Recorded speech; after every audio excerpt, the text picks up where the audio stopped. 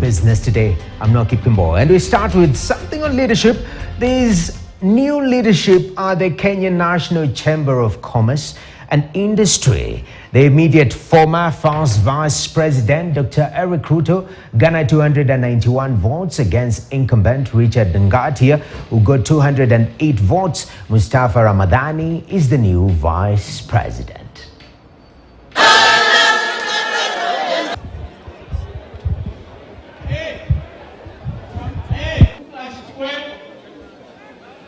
We're going to promote investment and protect the businesses from exploitation, dumping, and unfair trade practices, especially from imports.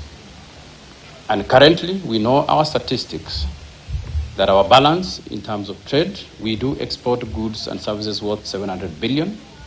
We do import approximately 2.1 trillion Kenya shillings.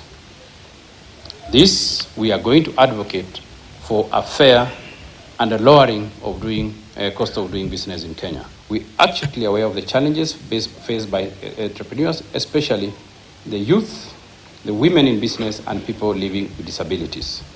We will champion the initiatives that foster skill development, provide access to capital, and promote entrepreneurship. By empowering our future leaders and ensuring an equal playing field, we will unlock the potential of our nation and drive towards prosperity. On issues of governance, we are going to develop capacity for all the 47 chapter boards and its members and put a structured reporting mechanism. We are going to bring back the CEOs forum, and we are also going to train the CEOs of all the 47 chapters so that we can leave the work of the technical to our CEOs, and as business people, we can concentrate on our businesses. I take this opportunity to thank all of you for the support you accorded me in the last 4 years.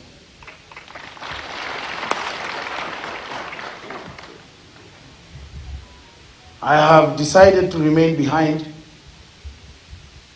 so that I can give my commitment to support the new team.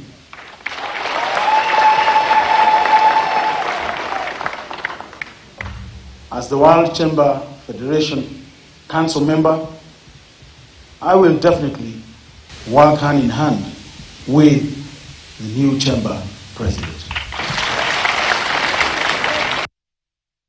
Change is inevitable, as we are told, and that's what's happening at the Kenya National Chamber of Commerce and Industry. New president, Dr. Eric Ruto. Ken Gishinga, how critical is KNCCI in regards to business in this country?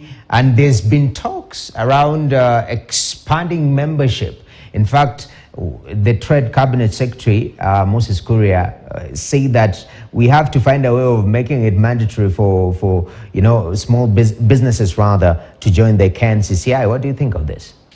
Well, the Chamber of Commerce, the Kenya National Chamber of Commerce and Industry, is a critical cog in the private sector.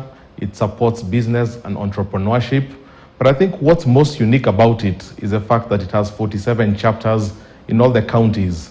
Far too often when we talk about business, we are too Nairobi focused. So the fact that Dr. Eric Ruto wants to revive the CEOs forum across all the 47 counties, where we're going to get the opportunities in all these counties, I think is a big step forward and a big congratulations to him. Whether it should be mandatory for businesses to join, I don't think that should be the case. I think it should remain optional. But of course, if the Chamber of Commerce does its job well, definitely any person who's in business will want to be affiliated to it. Definitely. Philip Pande, when we think about, KNCCI and the change of leadership, for the longest time it's been synonymous with Mr. Ngatia. The new president was the first vice president.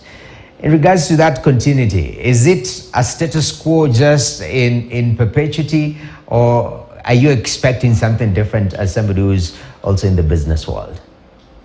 Really, first of all, congratulations to Dr. Ruto. I think a well-deserved election as chair of the chamber. It's not status quo. It's continuity of leadership.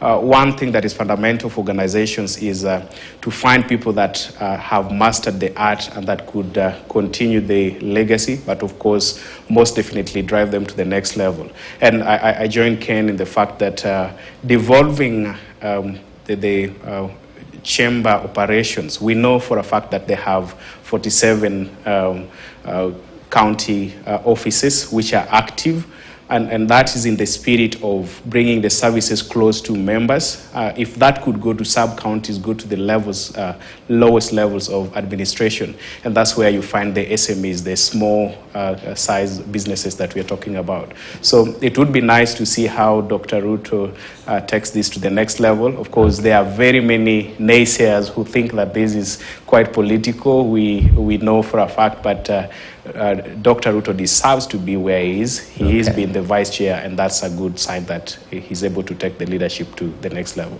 Definitely. I remember a few years back, there's this famous quote in the country that your name betrays you.